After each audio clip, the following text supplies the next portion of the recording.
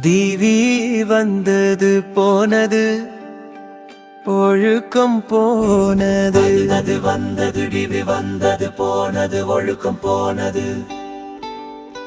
திரைப்படம் வந்தது, வெட்கம் போனது. அம்மா வெட்கம் போனது.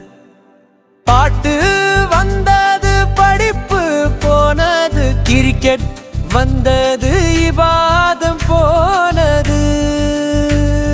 போனது போனது. பணம் வந்தது, பாசம் போனது. காதல் வந்தது, கலாச்சாரம் போனது. போனது போனது கலாச்சாரம் போனது. அனாச்சாரம் வந்தது,